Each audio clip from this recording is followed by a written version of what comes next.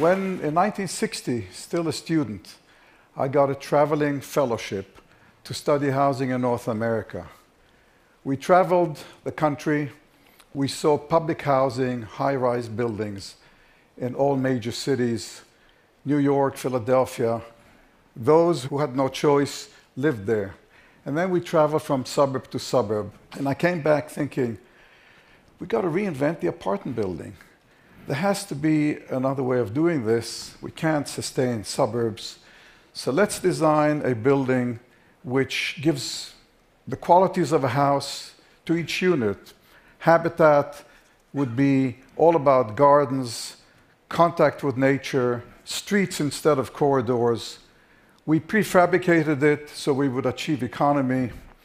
And there it is, almost 50 years later. It's a very desirable place to live in. It's now a heritage building, but it did not proliferate. In 1973, I made my first trip to China. It was the Cultural Revolution. We traveled the country, met with architects and planners. This is Beijing then. Not a single high-rise building in Beijing or Shanghai. Shenzhen didn't even exist as a city. There were hardly any cars.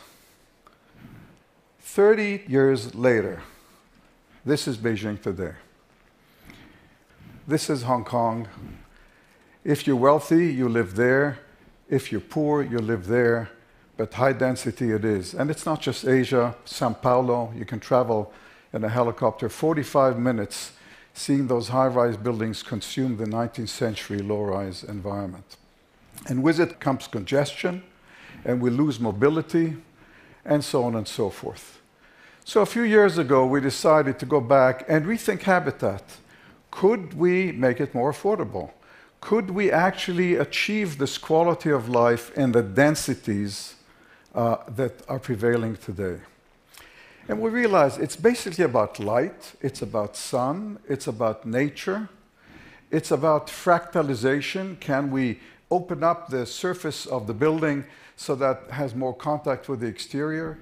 We came up with a number of models, economy models, cheaper to build and more compact, membranes of housing, which people could design their own house and create their own gardens.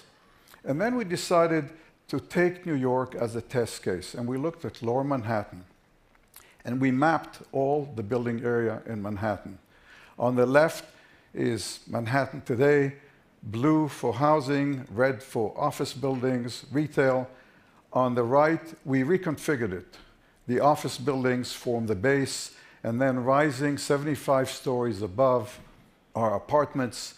There's a street in the air on the 25th level, Community Street. It's permeable. There are gardens and open spaces for the community. Almost every unit with its own private garden and community space all around. And most important, permeable, open. It does not form a wall or an obstruction in the city, and light permeates everywhere. And in the last 2-3 years, we've actually been, for the first time, realizing the quality of life of habitat in real-life projects across Asia. This is Qingguandao in China, middle-income housing, where there is a bylaw that every apartment must receive 3 hours of sunlight. That's measured in the winter solstice. And under construction in Singapore, again, middle-income housing, gardens, community streets and parks, and so on and so forth. And Colombo. And I want to touch on one more issue, which is the design of the public realm. 100 years after we've began building with tall buildings, we are yet to understand how the tall, high-rise building becomes a building block in making a city, in creating the public realm. In Singapore, we had an opportunity, 10 million square feet, extremely high density, taking the concept of outdoor and indoor, promenades and parks integrated with intense urban life. So they are outdoor spaces and indoor spaces, and you move from one to the other and there is contact with nature. And most relevantly, at every level of the structure, public gardens and open space. On the roof of the podium, climbing up the towers, and finally, on the roof, the Sky Park. 2.5 acres, jogging paths, restaurants, and the world's longest swimming pool. And that's all I can tell you in 5 minutes. Thank you.